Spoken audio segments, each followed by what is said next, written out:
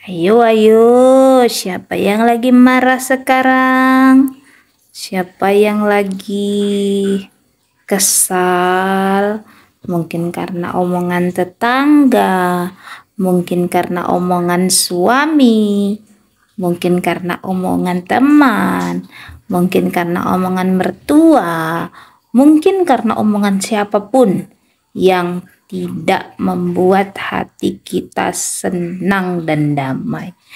Situasi membuat kita marah, bahkan ketika orang lain tidak paham kondisi kita, kita marah, atau ada kata-kata yang tajam seperti pisau menyayat hati, membuat kita marah dan gusar. Sini. Ada firman Tuhan yang mau kusampaikan kepada kita semua yang bisa menegur kita, mengingatkan kita bahwa dalam kemarahan tidak akan menyelesaikan apapun, hanya akan menambah persoalan dalam hidup kita. Mungkin saja orang lain tidak ambil pusing dengan kemarahan kita, tetapi kemarahan itu menggerogoti hati dan pikiran kita, sehingga kemanapun kita melangkah, kita menjadi tidak tenang dan menganggap orang lain semuanya itu salah. Nah, apakah marah itu dosa? Tentu marah itu tidak dosa, karena marah itu adalah sifat manusia. Bahkan Tuhan sendiri juga pernah marah kepada bangsa Israel.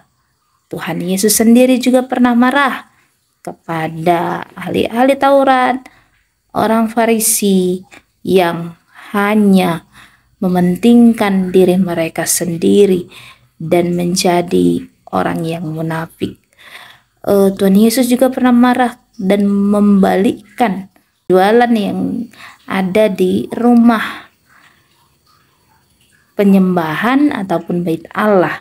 Jadi manusiawi marah, tetapi bukan berarti kemarahan itu menjadi karena manusiawi dianggap suatu kebenaran, tidak. Maka kita selalu memakai istilah Yesus pun marahnya, bukan seperti itu. Tetapi ketika kita menjadi marah, maka kata pemazmur, berdiamlah, berkata-katalah di tempat tidurmu. Dan jangan pernah kita menyimpan kemarahan lebih dari 1 hari, karena itu hanya memberi kesempatan kepada iblis. Maka Efesus 4 ayatnya ke-26 disebutkan, apabila kamu menjadi marah, janganlah kamu berbuat dosa. Janganlah matahari terbenam sebelum padam amarahmu. Ayatnya yang ke-27. Dan janganlah beri kesempatan kepada iblis. Jadi ketika kita marah dan kita membiarkan marah kita itu berlarut-larut, bahkan pada Efesus 4 ini disebutkan janganlah sampai matahari terbenam. Berarti kita tidak boleh marah dan membiarkan 1 hari berlalu dalam kemarahan. Atau siapa sini kaum bapak-bapak yang sering membiarkan istrinya marah sampai terbawa tidur? Itu juga tidak baik. Itu bisa mengganggu kesehatan mental sang istri, ya kan? Bagi kita yang suka marah, nggak apa-apa marah, tapi jangan pernah memendam kemarahan itu, karena itu hanya akan memberi peluang kepada iblis untuk menanamkan dendam dan akhirnya menghilangkan kewarasan berpikir kita. Oke? Apabila kamu menjadi marah, janganlah kamu berbuat dosa. Selamat untuk membuang kemarahannya sebelum kita tidur.